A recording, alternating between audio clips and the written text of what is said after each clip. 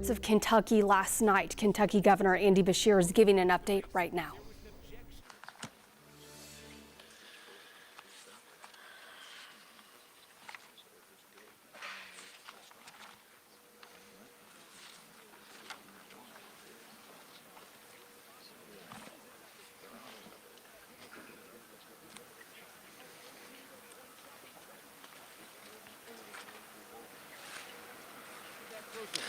I'll tell you what, we'll get started and I'll add that information when it comes to me. Good afternoon. We're here today in London and in Laurel County. The Lieutenant Governor is headed to Somerset to be there for a community that has been through the unthinkable. A severe, significant tornado.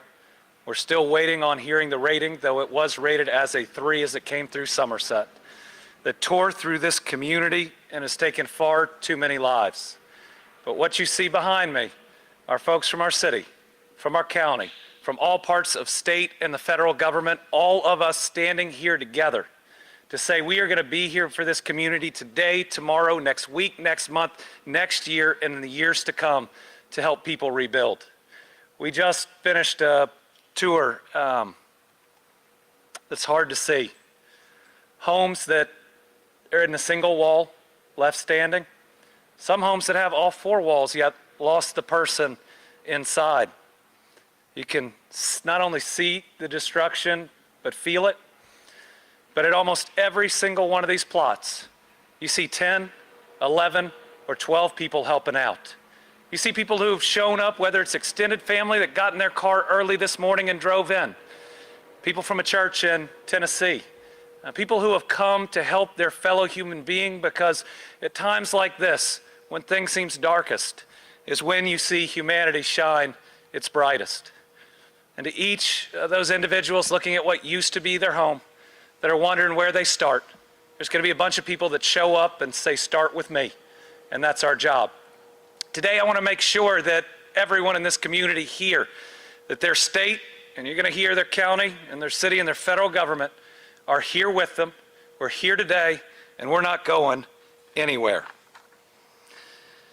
As of today, I can sadly report that we've lost at least 18 Kentuckians, each a child of God, missed by their family that have people mourning them right now. 1 is from Pulaski County, 17 from Laurel County. There are other figures out there. This is just the official process as it goes through DPH, and so there may be more. Among those killed was Major Roger Leslie Leatherman of the Laurel County Fire Department. The Major was in public service for 39 years, and he died doing what first responders do every day, risking his own life for our safety. Please say a prayer for all these families. Please say an extra one for his tonight. Friends, families, and communities of each of these individuals are hurting, and it's our job to make sure that if they'll let us, we carry their grief for just a little while. Let's keep them in our prayers and lift them up. Right now, all our efforts are still focused on searching and rescuing anyone who might still be in danger and tending to those that are still fighting for their lives. We think we have at least 10 people in critical condition right now, with others still receiving medical care. Yesterday, ahead of this weather event, I declared a state of emergency, and that allowed us through emergency management to pre-position assets, some of which you've seen today. You've seen National Guard out in these communities helping, and other personnel that pitched in and will continue to. In addition, I invoke Kentucky's price gouging laws, because we will not let people take advantage of our people, of these communities, when they're down. I also signed a separate state of emergency related to pharmaceuticals. I talked to a man today who had helped his 94-year-old mom, who thankfully his older brother had driven in last night and got up in the middle of the night and carried her from the chair that she sleeps in right before a tree fell through that wall and would have taken her. She needs that emergency medication refilled. There's no way she's going to find her medication, and now they're going to be able to go and to get that done and to get it done easier. Earlier today, I spoke directly with Homeland Security Secretary Kristi Noem and officials at FEMA, including the current director. They vowed to help. They showed real empathy for our people. and my teams have also provided a situational report to the White House Office of Intergovernmental Affairs. Let me say that politics has no place in responding to natural disasters like this one. And for the two events that we've already had this year, we've seen a White House and a FEMA organization that has performed well and has done what we've asked. And just a little while ago, I made an official request for a federal disaster declaration. Before this briefing, I joined local officials that are here to get a look at one of our communities and the area surrounding this airport. I've now been governor for at least 14 federally declared disasters, 13 of them weather, and this is one of the worst. It's one of the worst in terms of the loss of human life. It's one of the worst in terms of damage, and it's tough to look at one home that doesn't have a shred left, and you know that person didn't make it, and then another home a block away that looks like it is completely untouched. But you know, the folks that live in those homes were over helping their neighbors today. They were thanking God for their good fortune, but they were going to make sure to pay it forward by helping their fellow human being. And we can't know why we keep getting hit over and over and over. Kentucky has gotten knocked down more times than just about anybody. We've gotten up every single time.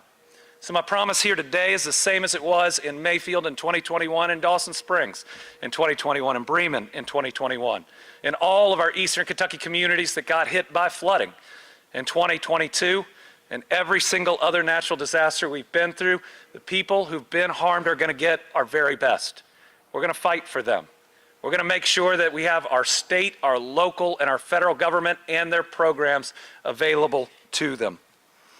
I want to thank our heroic first responders from Kentucky Emergency Management, the Kentucky National Guard, the Kentucky State Police, Fish and Wildlife, Kentucky Transportation Cabinet, but I want to thank all the local first responders. I've talked to some amazing police officers that went around with me today that spent all last night pulling people out of houses, some of which who are no longer alive.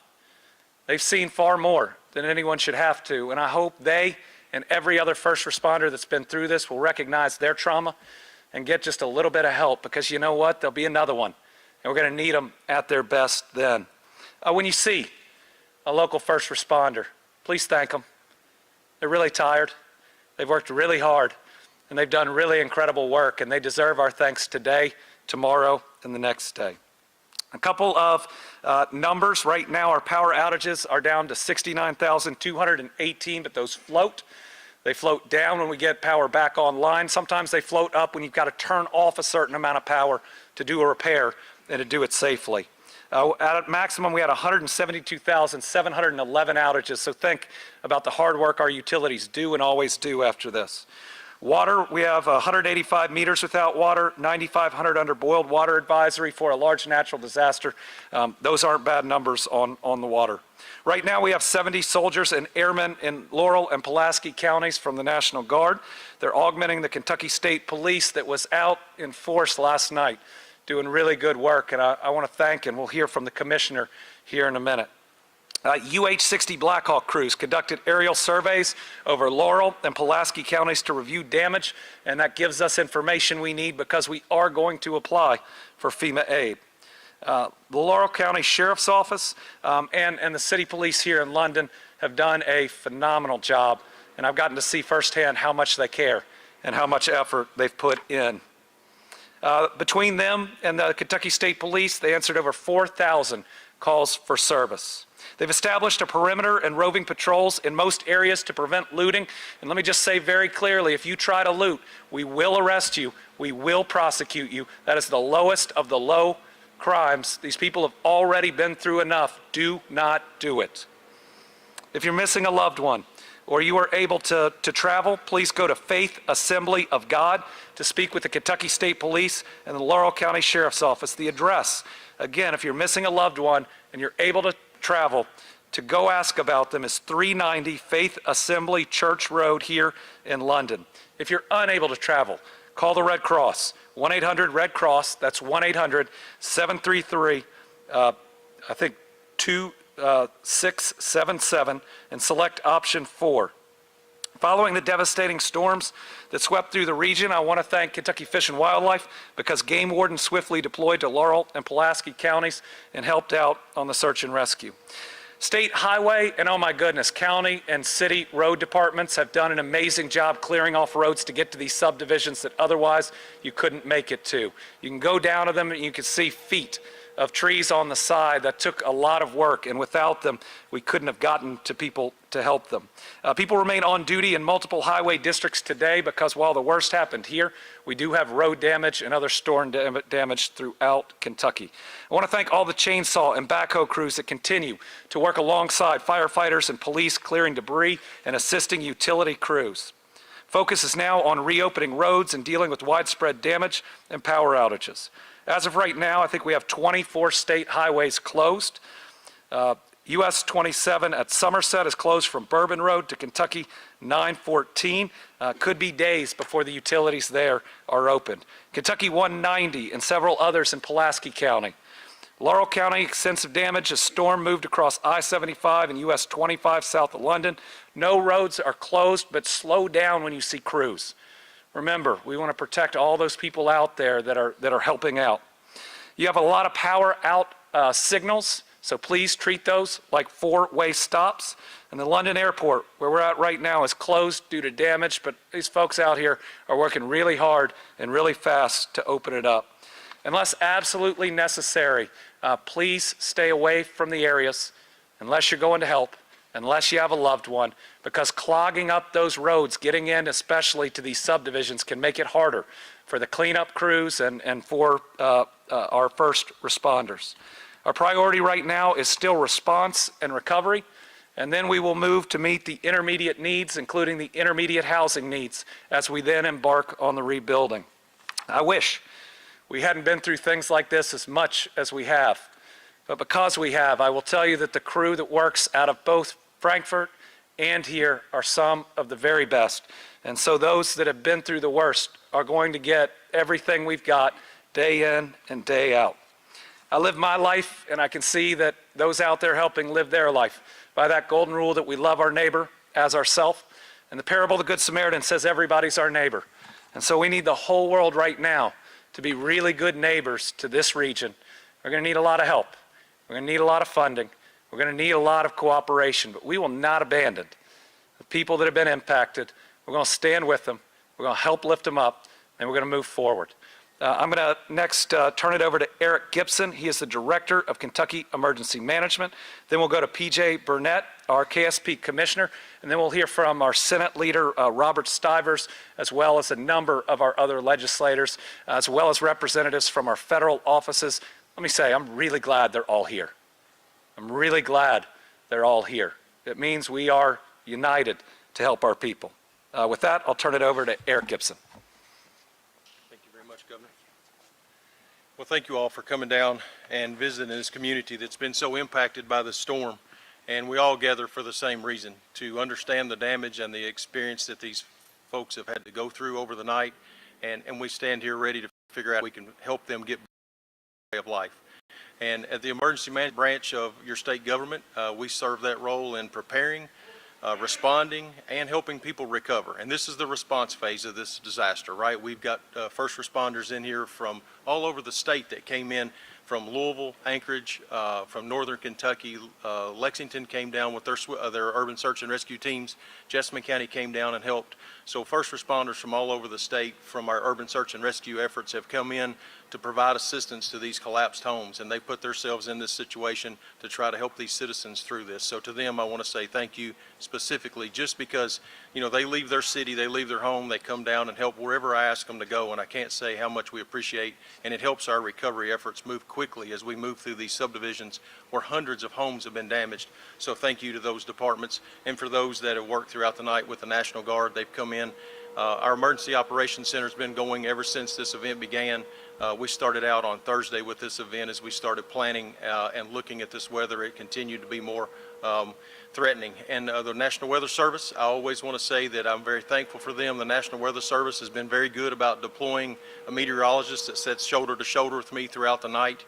And without them, we wouldn't have the early warnings. And as this storm starts moving through our state, I try to go ahead and call. And I know many of these local leaders through our state. Unfortunately, through disaster after disaster, I've got to be on a first name basis with them. And we get an opportunity, and when I see these storms coming, and your all's meteorologists are often the ones that are telling that local community about it, but we want to make sure that message is getting heard. And I know how much they care about their counties, and as we see these storms starting to impact those areas, reaching out to them, making sure, and that local that National Weather Service meteorologist sitting right beside me, it's very reassuring that he knows what this weather pattern is going to do, and it really helps us to get as much warning out to our citizens as we can. A very tragic event over this event here that's just happened. A loss of life is tremendous, and I'm often asked to compare one disaster to the next. And what I always try to remember is this is that person's worst disaster. It doesn't matter. They're having the hardest day they've ever had. These people that you hear this cleanup going on across the runway, it's their worst disaster. It doesn't matter about all the rest. So we continue to operate the ongoing disaster response for the February storms, Valentine's Day. We have disaster 4860. Those registration centers will remain open in eastern Kentucky in those 13 counties declared for individual assistance until May 24th, which is the Saturday. You can actually register online on May 25th. Then we're opening our new disaster recovery centers for our April 2nd flooding. If you were watching last week, there were 24 new counties added to that disaster declaration. So those disaster recovery centers are opening across those 24 counties to supplement that first wave that was opened up. So we have that disaster that's going. And the reason I wanted to have an opportunity just to talk about this disaster that's just happened overnight, there is no disaster declaration in place yet. That has to be petitioned, signed by the president, requested by the governor, signed by the president. And as that comes open, there will be an application period for this particular disaster. But it's so important to know if you go in now and apply for this overnight storm on one of those old disasters, it will automatically create a denial letter. And that we don't want you to have that negative experience in dealing with our processes. And we understand that we want to help you now, but we have to wait till the order is signed. And we have very much had a lot of support from FEMA this year and the president.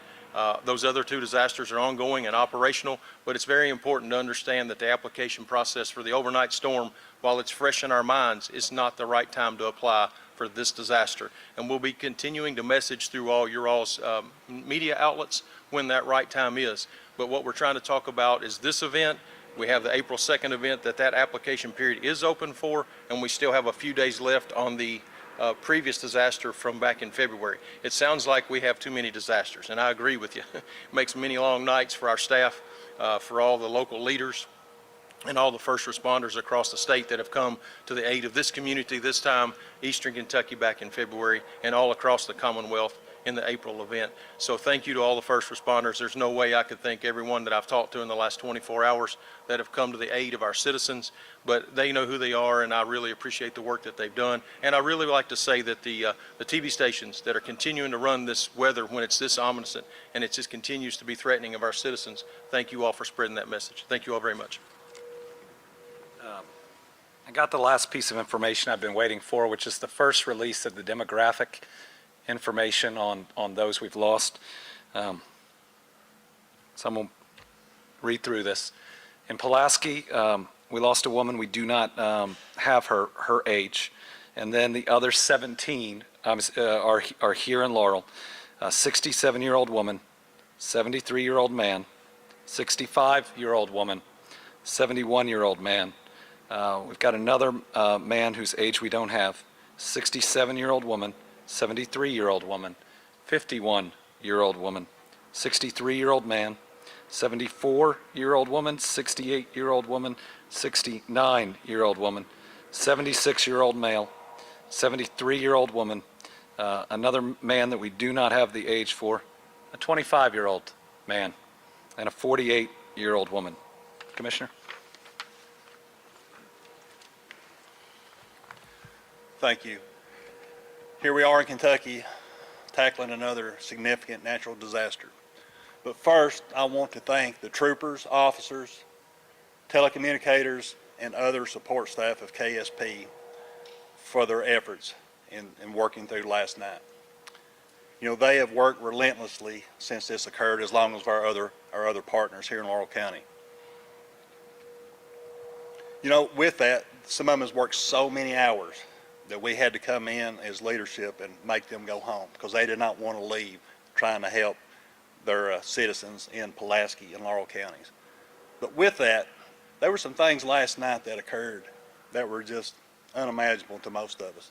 But our troopers, officers, deputies, last night they were picking up severely injured individuals, carrying them into their cruisers and taking them to the hospital because EMS was overwhelmed with all that. Those are the things that law enforcement do outside of just regular law enforcement functions.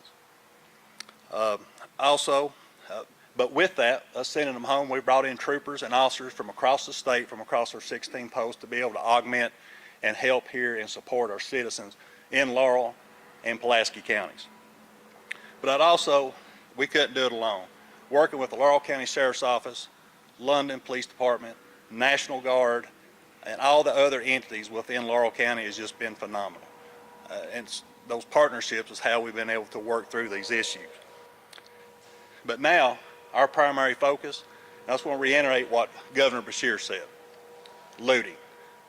We're going to be focusing our efforts together, collaboratively, bringing people in and patrolling these affected neighborhoods. And we are going to vigorously enforce anyone that may be caught looting. Also, things that let you know is that the First Baptist Church has contacted us on 5th Street in London, and they are offering shelter for those that were displaced by the tornadoes. We would also ask that continue, like with 911, only call 911 if you have an emergency. Just don't overwhelm our 911 emergency services. And also, for any timely updates, if you would, look at our KSP web pages, and we'll have timely updates for you on that. Thank you.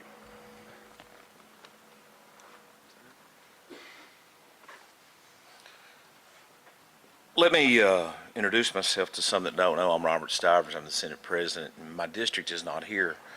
And I want to, but it's next door, and reiterate something the governor said. You know, we are all here together and no politics to be played, and I want to thank all the people in the governor's office that have been reacting to this. But I also want to say a couple of other things. You cannot get out and imagine by picture the devastation that has taken place here and the far-reaching impacts. As the commissioner was saying, and Mr. Gibson was saying, a lot of cooperation. My hometown, Manchester, Clay County, just 30 minutes away, they were sending individuals over. And I believe they sent 2 ambulances over last night because just the volume was so great. And when you see this, and the governor was talking about how one house was destroyed and another house wasn't, one of the ladies he mentioned was a former Clay County teacher that had retired and moved here. And literally I was having lunch, and I think Representative Lewis was too, with her dad just a few weeks ago, because we were honoring him as his retirement after 60 years of practicing law in Manchester. So you see the outreach, a negative outreach that it has well beyond the geographic confines of the 2 counties that this hit. And you want to sit here and think, my gosh, you know, how do you explain this, or how do you describe it to the world? There is no picture that can describe this in either film or photograph. And to sit there and know that this lady that we know from Clay County, and literally at one time lived 3 houses down from me, her house was standing. But they told us how she passed was something came through the window and hit her, and was so traumatic that she lost her life. That's the devastation of this storm. And so you see the impact of it, but you have to thank every person that has stepped up to come here from wherever they were. The governor and I were actually talking to some people from Knox County and Tennessee that had rolled into this subdivision.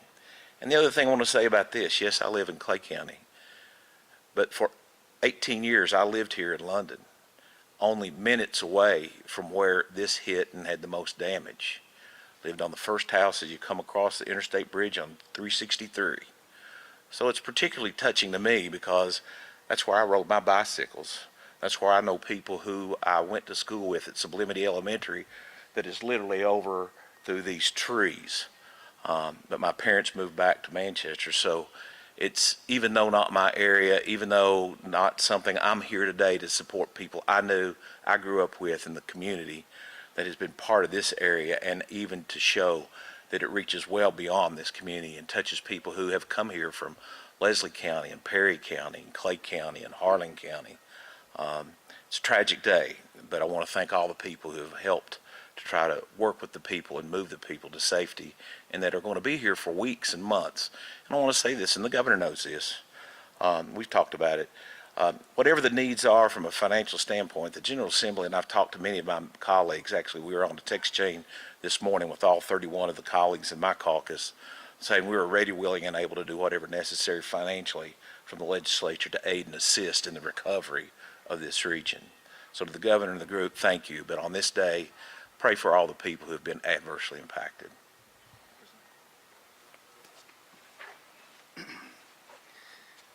You know, I was sitting at home last night with my kids, my wife. You know, I saw what was going on in Somerset. We went to our basement, and you know, we checked on our neighbors, and we prayed. And the storm went to the south of us, thankfully. And first thing I did this morning, you can see I'm muddy. I've been outside all day. Just started going house to house where it was impacted and helping where I could. And so for those watching at home, I encourage you to do that. You know, once our emergency officials have cleared the area, help your neighbors. And more than anything, pray. And in terms of the General Assembly, as President Stiver said, we'll take care of that. I appreciate the governor's office for coming today. I appreciate all of our firefighters, our police, all of our first responders. Thank you for all you do, and I appreciate the media being here as well. Thank you. Thank you all for being here. I'm Donna Baker McClure. I'm United States Senator Mitch McConnell's Eastern Kentucky Field Representative. My home was in the path of the tornado, and my daughter and I were in the basement of our home praying as the tornado passed over our home. We lost neighbors, and most of the people in our neighborhood do not have their homes today. But I'm here today to let you know if there's anything that we can do in our capacity, representing Senator McConnell, we're here to help you.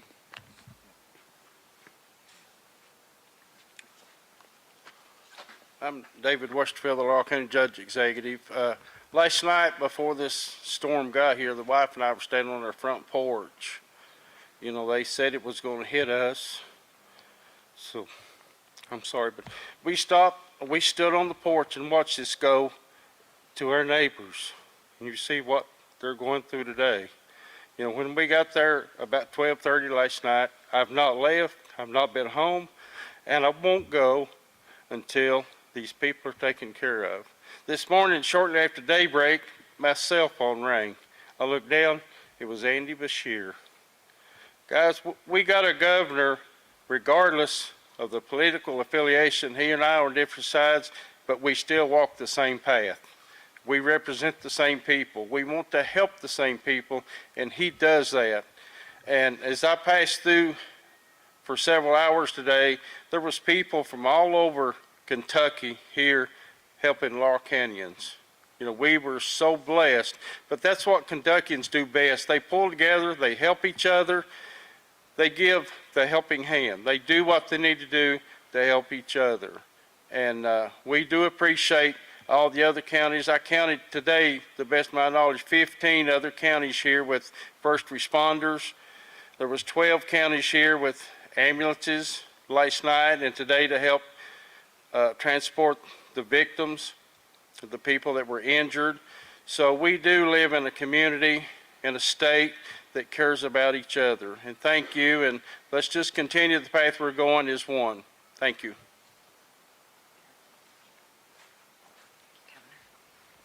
Karen Kelly, Chief of Staff to Congressman Hal Rogers.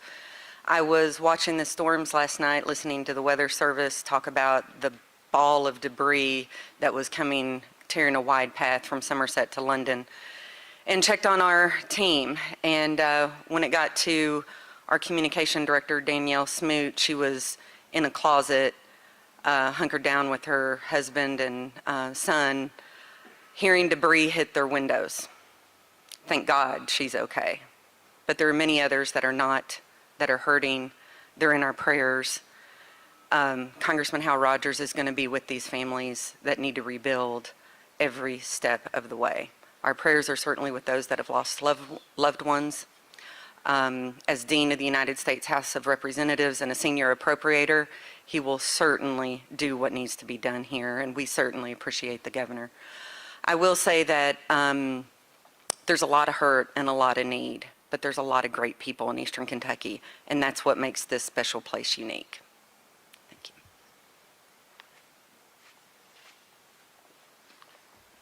Hello, my name is Brian Mills, and I'm the Regional Field Representative for United States Senator Rand Paul. We've heard a lot of harrowing stories up here today, and they're close to my heart. I've been a resident of Laurel County my entire life. I live in southern Laurel County, and me and my family were in the basement up to about 3 o'clock this morning. We were on the edge of the storms. We were blessed that we weren't affected by this, but as soon as the sun came up this morning, we put on our boots, we headed out the door, and we came out to help the people of Laurel County and our fellow Kentuckians.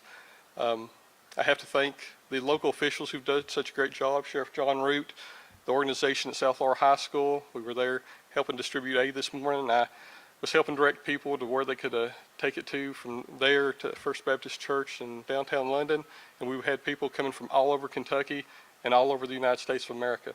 And we have to remember that what we're going through here in Kentucky has no politics. Disaster is bipartisan.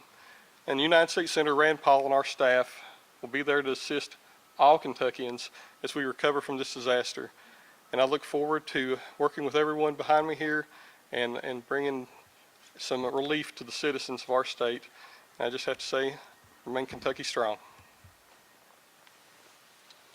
I'm John Root, and I'm the Laurel County Sheriff. I just want to thank city, county, state, and federal people that's out here helping us.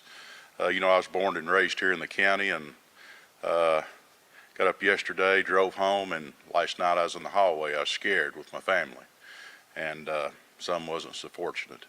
And I just wanted to say, as I've heard the governor quote many of the time, Team Kentucky. There's no I in team, and right here in this room is the team. And outside those doors are team members still working. And I thank you, the media, for covering this. And I'll just hit on the looting that's done been hit on, but we're out in full force along with local authorities and state and federal. And I would really, really advise anyone that's watching this or even thinking about looting, don't even think about it. Like the governor stated, they've been through enough. We're here to help, not to hurt. Thank you, guys. All right, we'll open it up for a couple of questions. Yeah. First of all, it has been confirmed it was one tornado that came all the way from Somerset here, and you said it might have been an EF3. Have they categorized that as being bigger? I saw some of the map. Yeah, so the only information I have right now from the National Weather Service, which was relayed to me secondhand, was that they have scored it a 3 in Somerset. Certainly, from what I've seen and what I saw today, it could easily be a 4 that came through. But at the end of the day, the number isn't going to matter that much to the families that have been through it. But this was a devastatingly strong tornado that tore through a subdivision in the middle of the night, and that is the worst type of natural disaster. And to follow up on that, you talked about this being the 14th under your tenure. What's going on? And is there a chance that because of all this, you run out of resources to help with all of this? You said earlier this year the flooding was the worst ever in the history of the state, and now you have this. Were there times I was worried about running out of resources? Yes, but we just had a Senate president step up and commit with all the rest of the legislature to help. Our federal partners have been incredible about getting the administration to sign off on our declarations when some other states haven't seen that. So I think what everyone should hear today is everybody's ready to do everything it takes. We'll work together to determine how to do that and what we need, but this community will see all the resources that we can put together. Sure. Please. Something unusual for me, I actually had contact with the White House Intergovernmental Relations too. and they said they were ready with $5 million, and the governor's office, I think, has executed the documents to get them there. They said they were ready. Somewhat unusual. They generally haven't ever contacted me in my years past. But the other thing that we've always seen, they're going to do an assessment, and I don't generally guarantee much after 29 years, but one thing I will guarantee you, when the assessment's done, the money will be there. We have that ability, and when the governor's office and Mr. Gibson come to us, we'll be prepared to make sure the necessary dollars, and there is no doubt in my mind, we are not, and I emphasize not, going to run out of money to take care of the problem. And we've talked to the White House twice today. in our office. So you got a good team back here. Do we know if any Kentuckians are unaccounted for? We don't yet have a list of those unaccounted for. We'll get you that number when we have it. I mentioned earlier the place that you can go, the church. Tell me the name of that. Faith Assembly Baptist? Oh, no, Faith Assembly Church. So again, if you can travel, go there, talk directly to the state police and I believe the sheriff's office. Otherwise, call that Red Cross number. Now, what's happened, though, is this hit a community. And people typically know their neighbors and are working to make sure they're there. So this is one that, while devastating, is a little more localized, that we can typically get our arms around how many people have been harmed fairly quickly.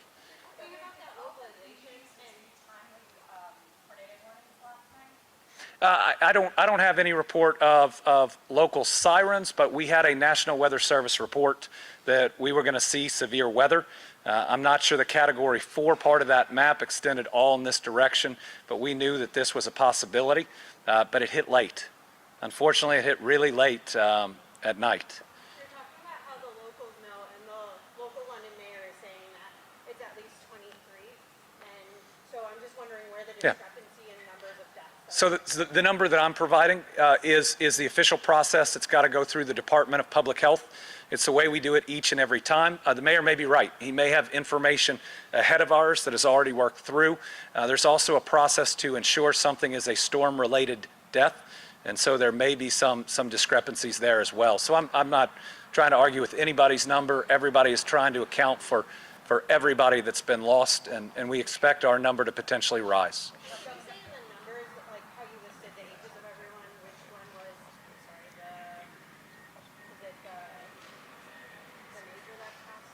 Let me get you that information. Yes.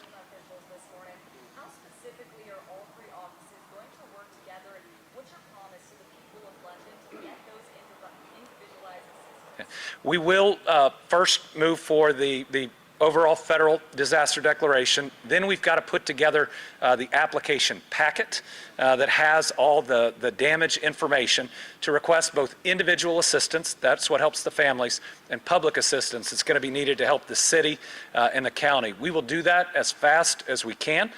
Certainly this, as opposed to the two other natural disasters we've had, is more localized, and my hope and the pressure I'm going to put on emergency management is to do it as quickly as we can, but we'll be updating every day where that process is. What people should know right now is document, document, document.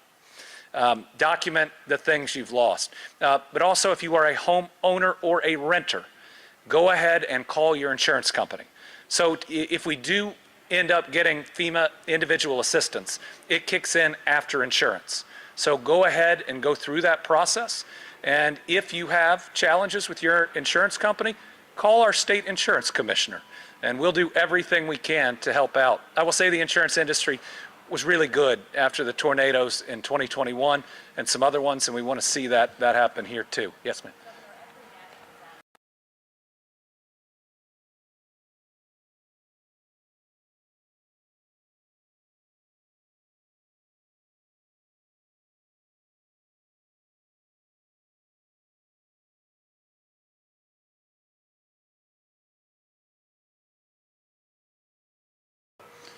They're just gone entirely. No walls, no windows, just a pile that can't be big enough to have been that house. You have a lot of trauma coming out of this one, because how, as a small neighborhood, how do you move on when you've lost 10 people? That's what we faced at Dawson Springs in 21, and the answer is together.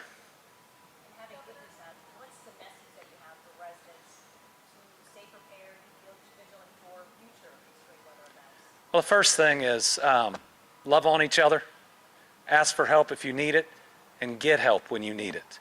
This is more trauma, whether it's the individuals who went through it, the first responders who are out helping and sadly pulling bodies from the rubble.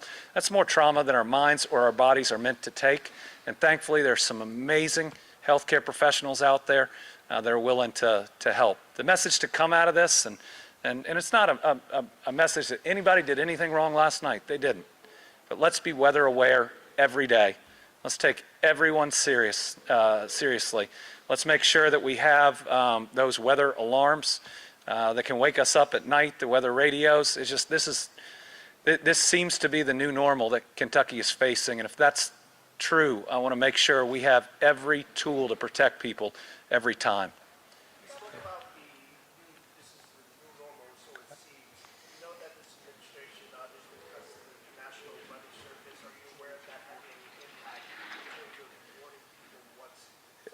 While I have big concerns with cuts to the National Weather Service, I don't see any evidence that it impacted this one. Does it make you worried that it impacts someone else in the future? Yes.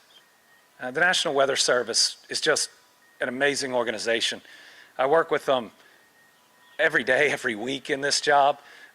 They work so hard. And if you look especially at the flooding disasters, on a couple of them, they gave us a week's worth of notice, because that's when we were able to put together that forecast. And because of that, we were able to pre-position the assets, the rescue teams, and rescue a whole lot of people really quickly. But let me just be really clear on this.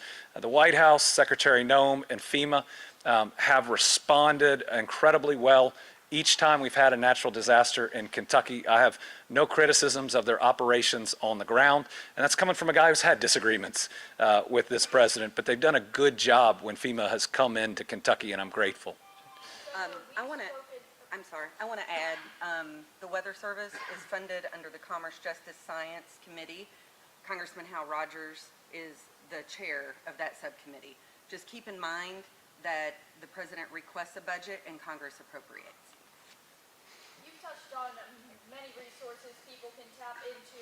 For those people that have nowhere to go tonight and have their entire home destroyed, is there any place that you guys have said that people can go to? Can you touch on that? We've got First Baptist Church, which is open. I believe that we have some other shelters that have been put out. Sheriff, do you? Yes, you can also go to the Sheriff's Office Facebook page, and there's a number there. If the family's been affected by the storm, there's a number they can call, and it will cost them zero, nothing. Yeah. Let me just add, we're also working very quickly with a couple of partners that have helped us in other natural disasters. We are hoping to have some additional information, especially about where to go in the weeks ahead. Eric Gibson and I have also already been talking about an intermediate housing program like we needed after 21 and 22. We're going to have a couple of different options, probably both on private land and on public land. So we're talking through a travel trailer type of program that's going to be necessary. And if we can keep folks that lived close to each other, living close to each other, hopefully close to where they're rebuilding, we understand that this is going to be a several-year process. The Sheriff?